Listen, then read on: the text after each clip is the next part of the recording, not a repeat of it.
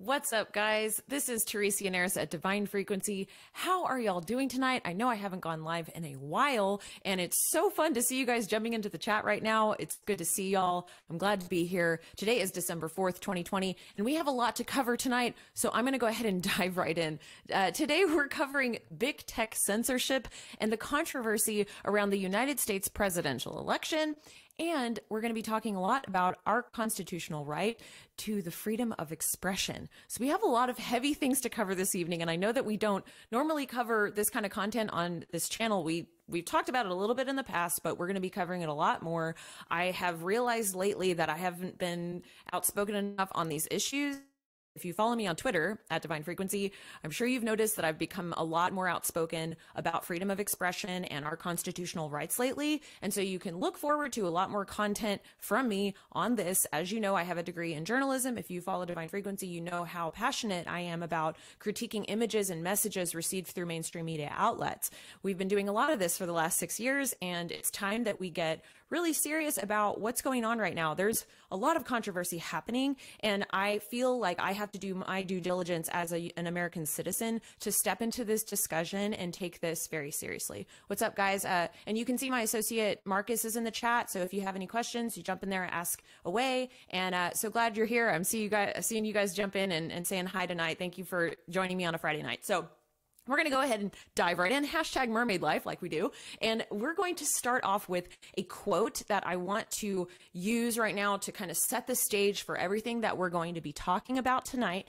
And it's basically going to ground us into the idea that there's a constitutional obligation to hear the citizens of America. So today, Georgia's Senate Judiciary Committee started to have their hearing today about the elections and allegations of voter fraud. And that was today, December 4th, 2020. And William Ligon, who is the Georgia state senator, said, "I think that we all recognize that in our constitutional republic, that the right to vote is sacred.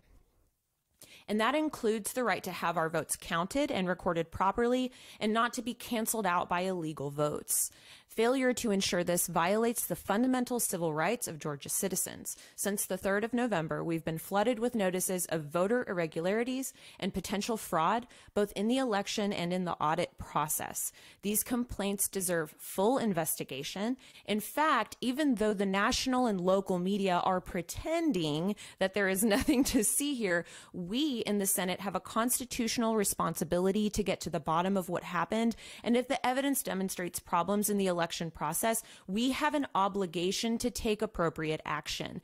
Failing to examine the evidence would show disrespect and even contempt to the honest citizens who saw what they saw and cannot in good conscience keep quiet about it.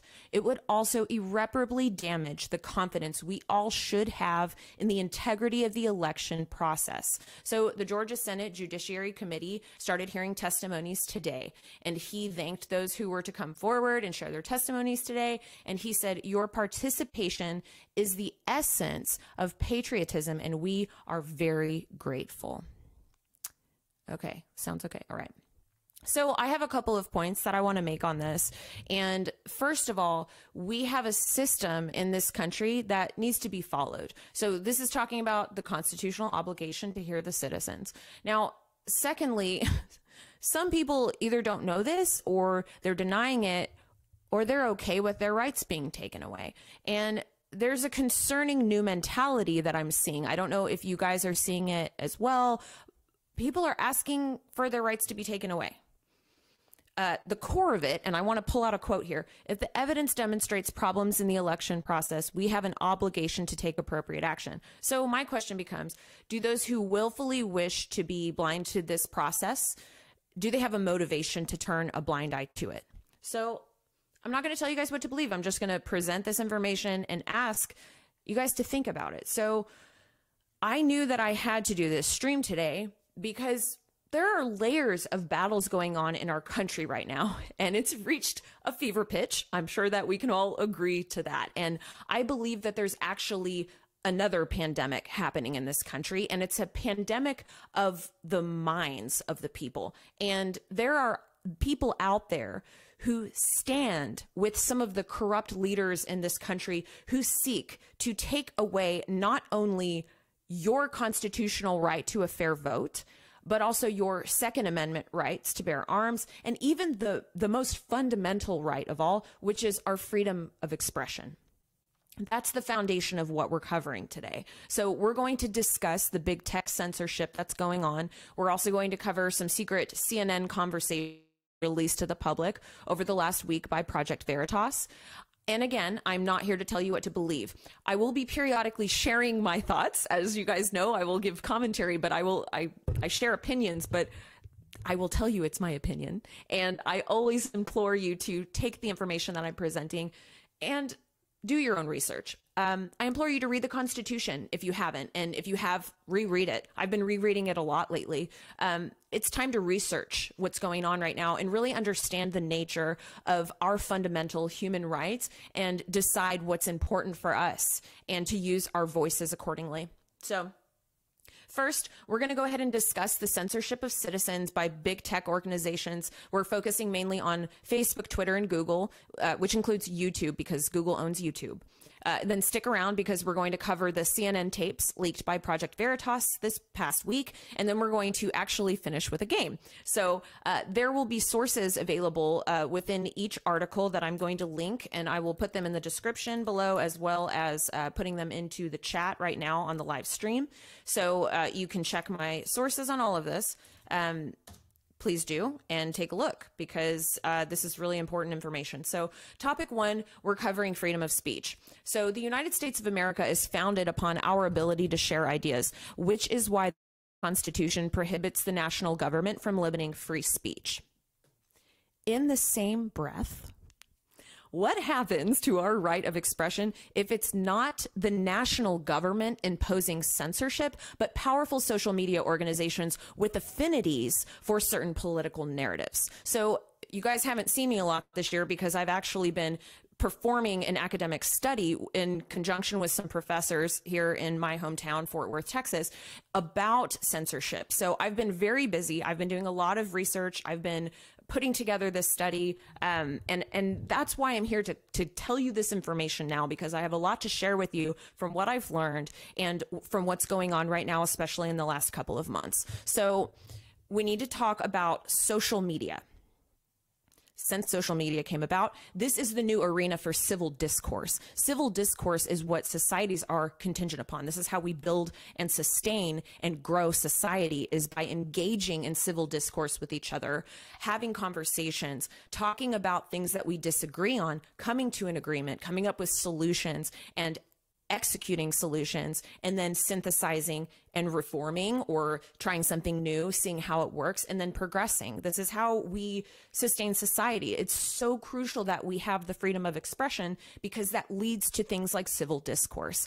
And so this is why social media is so important, because this is where we have huge opportunities for civil discourse nowadays. So something that I noticed, and I'm sure you guys noticed too, in the last few years, big tech started censoring conspiracy theories. Now, this was really mainly initially around medical conspiracy theories like, oh, if you drink bleach, you're gonna, you know, not get cancer or save yourself from cancer or heal cancer or something like that.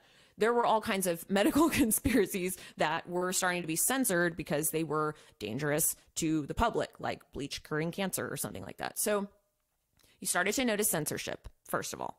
Second of all, this year, I started to put together an academic study with a team of professors on this topic about media effects on YouTube. So censoring conspiracies as a danger to the public. But then the question that I wanted to know the answer to was, what could we actually consider a dangerous conspiracy that should be censored? And what was protected as freedom of expression as civil discourse? So I hope, are we on the same page now? Okay. So now we need to take a step back and we need to talk about cultivation theory. So I'm guessing a lot of you probably didn't go to school for journalism, but that's why I'm here, because I studied this and I want to share with you something that's very crucial to this part of the conversation that I'm hoping will be useful to you. So I'm here to educate and inform, and we're going to talk now about cultivation theory. So this is a theory of mass communication explored by academics since the 1960s, and this investigates the relationship between television exposure and beliefs attitudes, and worldviews. So after performing academic studies, researchers found that over extended periods of time, exposure to certain television content, the consumer would grow to hold the conceptions of reality aligned with the values of that medium. So I'm sure you guys know about, like, in the 90s and the 2000s, when they were talking a lot about video games, violence in video games and on TV, how this would affect people and actually incite them to violence or cause fear or paranoia and those types of things.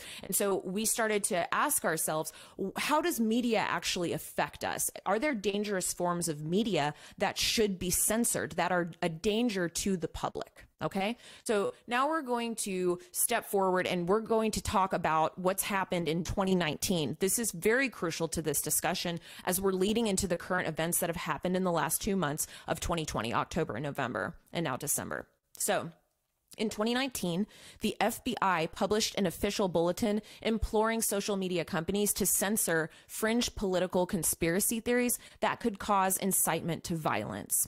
While speech encouraging violence is not protected by the Constitution, my question became, can we trust social media companies to effectively and honestly make these judgment calls? And I'll tell you guys, I'm sorry, I don't think we can. And if you follow me on Twitter, you will know that in the last week, I actually published a few tweets around Ashley St. Clair. She is a public person. She posted on Instagram a picture of her in a helicopter holding a gun because she was going hog hunting. Instagram took this picture down as incitement to violence. Incitement to violence is a danger of causing immediate danger to a human. This is not incitement to violence. She reposted the picture and then Instagram threatened to delete her account. This is censorship over freedom of speech. And the attitude is that, oh, she's holding a gun, we need to be angry about Second Amendment rights. It blows my mind how not only are we attacking freedom of speech, which is a human right, we're attacking the Second Amendment, which is the right to bear arms. It's all wrapped up in big tech companies, and they're getting away with censorship. That's just one example that's happened in the last week. This is across the board happening like crazy. So I need to say that there is a distinction between dangerous forms of expression and civil discourse protected by the Constitution. Now, I'm going to say that again because I encourage you, please take this sentence with you tonight, and I want you to brandish it loud and proud across the universe, because this is so important. There is a distinction between dangerous forms of media that are dangerous to the public that should not be said, right? There's a difference between that and civil discourse protected by the Constitution. Okay, this is the crux of the matter. So, friends, we've arrived. In 2020, in the middle of my study, I'm putting together this academic study. The idea behind is, as I'm going into YouTube, I have a bunch of channels that I'm looking at. We're pulling the scripts from the videos. We're pulling the comments from the videos. We're looking at all of the words that are being used. We're performing a linguistic analysis. We're applying it to psychological studies to determine what words are used and how do they have an effect on people. So it's a media effects study of a phenomenon, a phenomenological study of media effects on YouTube. So as I'm putting this study together, and we're really getting far in it, everything's going really well, YouTube in October starts deplatforming. And what I mean by that is deleting YouTube channels that were a part of this study. I was so angry because I was trying to confirm or deny the claims that media is making, that mass media is making, and that these social media companies are making. How can I, as an academic researcher, confirm or deny claims when the information or the data that we need in order to use that to confirm or deny the claims, when that information is now being pulled? It's being pulled from the internet. So social media companies, big tech, they are getting to now choose what is dangerous media and what's not dangerous media. Okay, so this is the truth bomb here. When I noticed that the censorship was bleeding into election issues, it became clear as day that this had nothing to do with dangerous forms of media. This had nothing to do with protecting the public from danger. It had escalated into narratology. It was narrative versus narrative. At this point, I was just like completely shocked because I'm sitting here going, okay, well, I'm trying to apply science to this. We're trying to do a media effects study and perform analysis. And it's like the Wild West. So this was no longer about fake news versus the truth. This was about narrative versus narrative. This was biased censorship fueled by big tech. Okay. Now we're moving forward into a very important part of the last 2 months that I'm sure you've heard, but we're going to dive into it now. And it's called Section 230 of the Communications Decency Act. This protected internet free speech by ensuring that social media platforms were not held responsible for the information created and spread by the people who were using the platforms. Okay, so this section, as some of you guys probably know, if you're following the news, it's come under scrutiny with the recent United States presidential election and the power of big tech or social media companies to censor content and affect politics. Okay, made its way all the way to a Senate hearing on November 17th, 2020, wherein the CEO of Facebook, Mark Zuckerberg, and CEO of Twitter, Jack Dorsey, were in the hot seat to explain the matters of censorship on their platforms. On one side of the matter, corporate executives called it censorship to, quote unquote, limit the spread of misinformation, while individuals such as Senator Marsha Blackburn called it using the power to silence conservatives. So Texas Senator Ted Cruz put the pressure on both Zuckerberg and Dorsey, and he is standing out as a strong advocate on First Amendment rights in this country. Ted Cruz is. This is what he said. Today was a rough day for big tech. Between Facebook, Twitter, and then Google, which is really the 800-pound gorilla, we have an enormous concentration of power, and I think they collectively pose the single greatest threat we have to free speech in this country.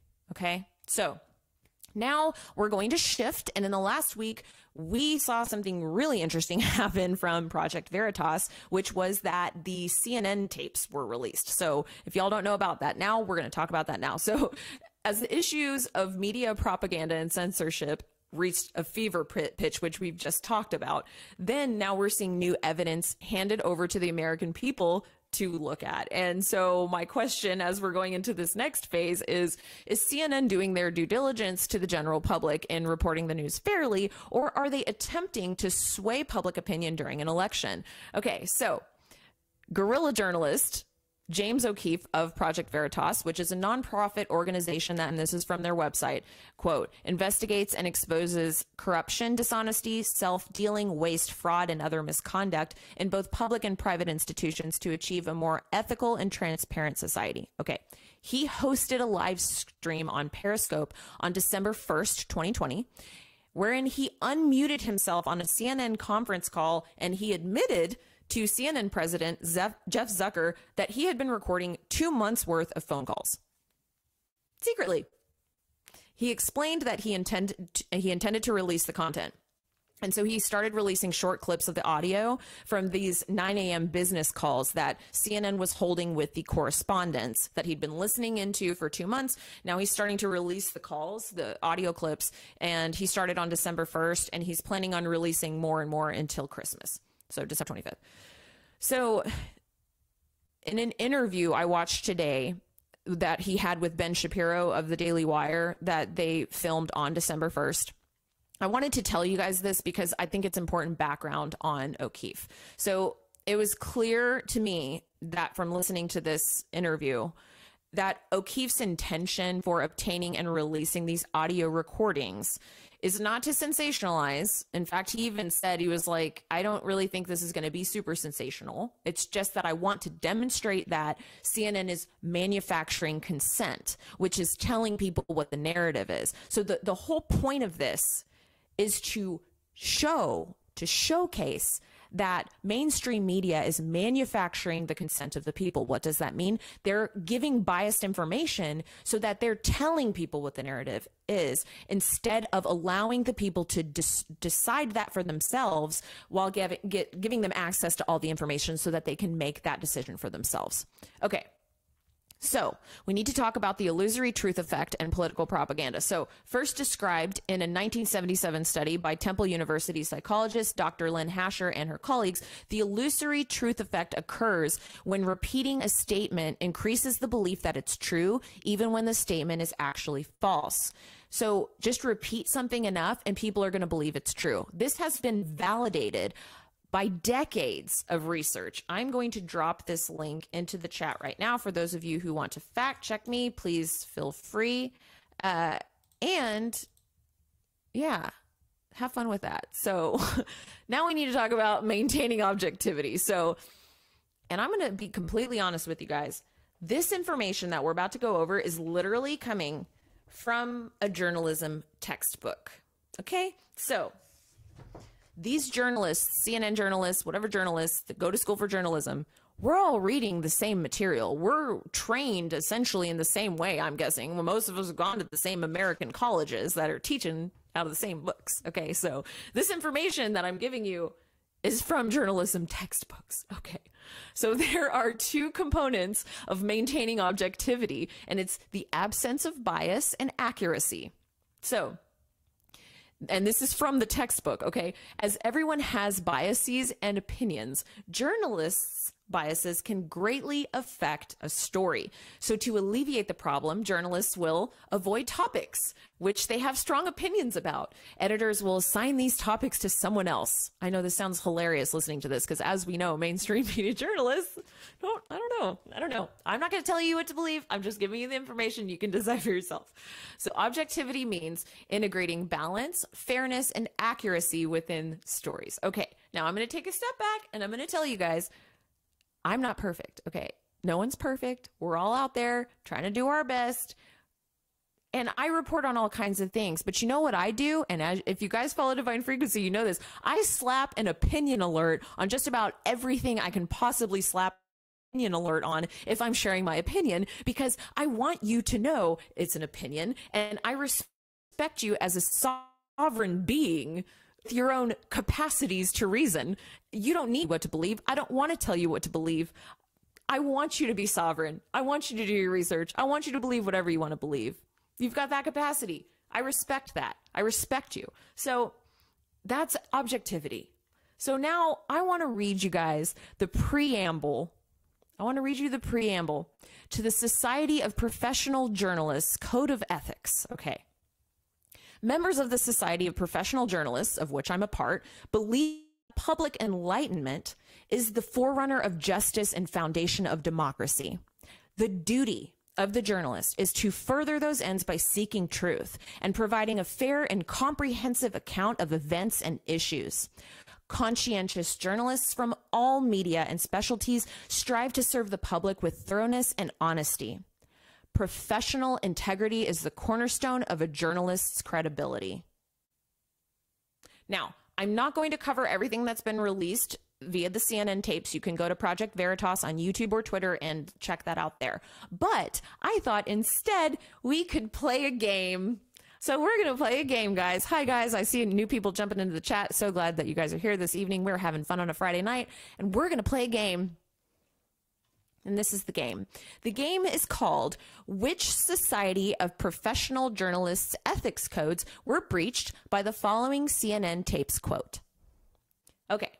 So Jamie Gangel is a special correspondent of CNN, and she talked to people on both sides one morning. Then I'm pulling this from a transcript that we heard audio from. So this was during a 9 a.m. meeting with the CNN correspondents. She said that she talked to people on both sides that morning, and she wanted to underscore what she kept hearing. And this is the quote: "News organizations have to be careful and responsible about not giving Trump too much form on his not conceding the election because they feel the transition can go forward. They don't want us to exaggerate that Trump isn't leaving office." Okay, so she asked a lot of people who it seemed ultimately had the exact same opinion. Okay, instead of acknowledging the full magnitude of the story, including the crucial and newsworthy factor of accounts of voter fraud and necessary investigations. So that was excluded. But I'm just going to pull now from my trusty journalism textbook. We're going to go into the Society of Professional Journalists Ethics Codes. And these are some of the ethics codes that could have potentially been breached. You make up your own mind. You heard the quote. Here's the first one. Test the accuracy of information from all sources and exercise care to avoid inadvertent error. Deliberate distortion is never permissible. The next one is, tell the story of the diversity and magnitude of the human experience boldly, even when it is unpopular to do so. The next one is, distinguish between advocacy and news reporting. Analysis and commentary should be labeled and misrepresented fact or context. I don't know. Y'all make up your mind. So, next one. Which Society of Professional Journalists ethics codes were breached by the following CNN tapes? Quote, Jeff Zucker, who's the president of CNN, he called to emphasize Trump's erratic behavior. He gave the reasons of, quote, this is a president who knows he's losing, who knows he's in trouble, maybe is on the after effects of steroids or not. Unquote. He said that Trump's behavior is, quote, exacerbated by the time that we're in and the issues he's dealing with. Okay, so a couple of the ones that I pulled, y'all can tell me what you think. Test the accuracy of information from all sources and exercise care to avoid inadvertent error. Deliberate distortion is never permissible. Okay, so my question is, Zucker, was Trump on steroids or not? Did you fact check that, or did you just want to give false reasons to your team to persuade them to present a person in a negative light based off of baseless allegations? That's my question for you, Zucker. Next one, support the open exchange of views, even views that you find repugnant. Okay, let's do another one. I like how Freddie says all of them. That's great.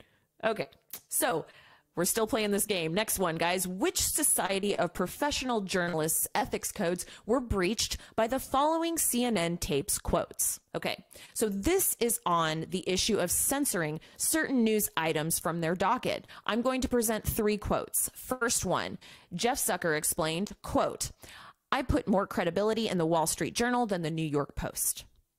David Chalian said, obviously, we're not going with the New York Post story right now, which seems to be giving its marching orders to Fox News and the right-wing echo chamber about what to talk about today. In reference to the story, David Vigilante said, quote, we should be awfully careful, obviously. Okay, so let's talk about some of the ethics codes now. Deliberate distortion of information is never permissible. Okay, they're clearly not reporting both sides of the issue here. Okay. Next, do not misrepresent news headlines. Do not oversimplify or highlight incidents out of context. Next one, tell the story of the diversity and magnitude of the human experience boldly, even when it is unpopular to do so. Next one, distinguish between advocacy and news reporting. Analysis and commentary should be labeled and not misrepresented facts or context. Okay, so we need to talk about this last one, guys. We need to, as citizen journalists and as people, we need to distinguish between when we are reporting on facts and reporting on news or advocating for something and using our own analysis and commentary. We need to label the things that we're describing, especially if you're a journalist. These are the codes that you stand by. When you are using opinion, when you're clearly omitting things from the story, you're choosing willfully to be biased. Like, we all have biases. That's just innate. But when you willfully choose to omit information, that is lying. That's just lying. It's lying. Okay, so next one, guys. We're having fun. I like how some Truth Freedom said this is a fun game. All right. Ben says, I love how one side hypocritically calls those that disagree with them an echo chamber. I know, right? It's just ridiculous. Such a great question. Okay, so which Society of Professional Journalists ethics codes were breached by the following CNN tapes quote? CNN senior vice president Cynthia Hudson said in reference to her claim that Trump bullied Cubans into thinking Biden is a communist, quote, the Cubans are going to vote for Trump and that's terrifying. And so I think there's a way to counter the narrative in Florida that's not being taken advantage of. I'm almost speechless after reading this quote. Okay, so let's talk about the ethics codes. Test the accuracy of information from all sources.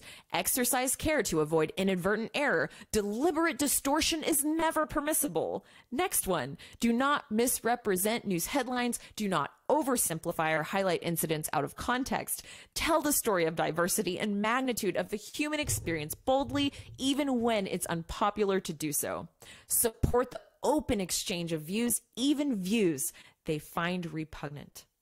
Distinguish between advocacy and news reporting. Analysis and commentary should be labeled and not misrepresented. I mean, it's like all of them, right? It's so many. Okay, so this is the last one we're going to do tonight. And this one's on voter fraud. And my friends, this one is a doozy. This is a total doozy. Okay, so we're playing our game. Which Society of Professional Journalists ethics codes were breached by the following CNN tapes quote? Jeff Zucker said, Trump continuing to undermine election integrity with baseless claims of fraud. That leads to the question of whether or not Trump in himself is a national security threat. David Vigilante said, if Ben Ginsburg, who's the Republican election lawyer, says voter fraud isn't a thing, that's kind of the end of the story. End of the story. And we've got to treat that as a definitive answer as we cover the story throughout. Our refrain ought to be, Ben Ginsburg was across us for 40 years and says it doesn't exist. So now we're basing all the stories off of one person's opinion. Okay.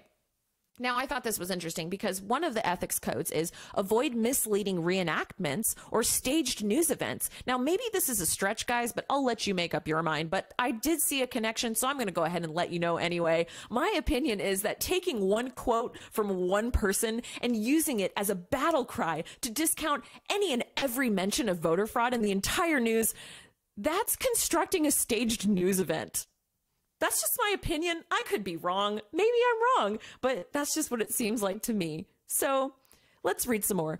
Test the accuracy of information from all sources and exercise care to avoid inadvertent error, and don't deliberately distort the news. It's never permissible, guys. It isn't. Do not misrepresent news headlines. Tell the story of diversity. Do not oversimplify. I could go on and on. We could just repeat them because we know them probably by heart by now, because all of these quotes have really been breaching these codes. That's just my opinion. I don't know. You guys make up your own mind, but we're supposed to be supporting the open exchange of views, even views that we find repugnant, because we have a duty to the American people to give them the information as journalists in an unbiased way as best as possible. And we're supposed to be distinguishing between analysis and commentary, and we need to be labeling things as fact or not. We need to not misrepresent. We need to say when something's an opinion, and we need to make sure that we're not omitting information. So we're going to go ahead. I like how our cloaked unseen world says mic drop quote on deep state's head. So, and then we have a question from Todd. When will they be held accountable for all the lying?